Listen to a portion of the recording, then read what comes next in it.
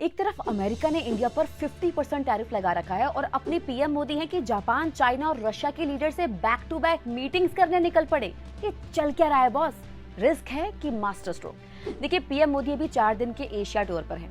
Trump ने, आपको पता ही होगा, इंडिया के टेक्सटाइल, ज्वेलरी, जेम्स सब पर 50% टैरिफ लगाया हुआ है और ब्लेम ये किया है कि इंडिया रशिया से सस्ता ऑयल खरीदता है, तो रशिया यूक्रेन वॉर को इंडिया एक तरह से फंड कर रहा है। But reality is, India oil खरीदता तो है, लेकिन यूरोप और चाइना हमसे ज्यादा ऑयल रशिया से लेते हैं और अमेरिका खुद भी रशिया के साथ अपना ट्रेड बढ़ा रहा है, तो फिर इंडिया पे ही टारगेट क्यों?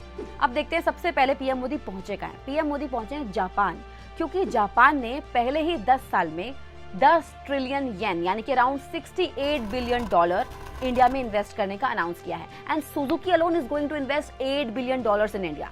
एंड पीएम मोदी के टोक्यो लैंड करते ही ना जापान ने एक सिग्नल दिया है अपने यूएस ट्रेड नेगोशिएटर्स का वॉशिंगटन ट्रिप कैंसिल करके। मतलब जापान भी ट्रंप से खुश नहीं है। अब इस मीटिंग का मतलब है कि इंडिया को कैपिटल, टेक्नोलॉजी और जॉब्स मिलेंगी। अब पीएम मोदी का दूसरा स्टॉप होने वाला है चाइना। जी हाँ, 7 साल बाद मोदी और शी जिनपिंग की मीटिंग हो रही है। इंडिया चाइना फ्लाइट्स रिज्यूम हो रही हैं, वीजाज इजी हो रहे हैं, रेयर अर्थ और फर्टिलाइजर्स का ट्रेड रिस्ट्रिक्शन हटा दिया गया है। मतलब इंडस्ट्रीज को थोड़ा रिलीफ मिलेगा। लेकिन याद रखिए, 2020 गलवान क्लैश की यादें ताजा है। ये फ्रेंडशिप नहीं, एक शॉर्ट टर्म सेटिंग है। इंडिया वल्नरेबल है टैरिफ से, चाइना आइसोलेशन से, दोनों एक दूसरे को थोड़ा सा सपोर्ट दे रहे हैं बस। अब पुतिन भी चाइना में ही पीएम मोदी से मिलने वाले हैं। यहाँ फोकस होगा ऑयल और डिफेंस पर। इंडिया अभी भी रशिया का सबसे बड़े ऑयल खरीदारों में से एक है। डिफेंस में S-400 मिसाइल्स और स्पेयर पार्ट जैसे प्रोजेक्ट्स ऑलरेडी चल रहे हैं।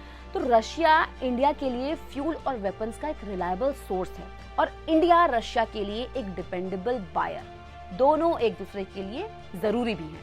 सो अब बताते हैं कि पीएम मोदी के इस फॉरेन टूर से भारत को क्या क्या फायदा होने वाला है। देखिए, शॉर्ट में बताते हैं। जापान देता है पैसा और टेक्नोलॉजी, चाइना देता है ट्रेड रिलीफ, रशिया देता है फ्यूल और डिफेंस, और अमेरिका देता है प्रेशर और टैरिफ। सो पीएम मोदी की ये स्ट्रैटेजी या क्लियर है कि किसी एक कैंप में बंद के नहीं रहना है, सबसे अपना अपना इंटरेस्ट निकालना है। इसमें थोड़ा सा रिस्क भी हो सकता है और ये मास्टर स्ट्रोक भी बन सकता है। तो आप बताइए, आपको क्या लगता है, पीएम मोदी का ये बैलेंसिंग एक्ट इंडिया को ग्लोबल उड़ान देगा या फिर अमेरिका का प्रेशर ज्यादा भारी पड़ेगा? क्या लगता है, कमेंट करके बताओ।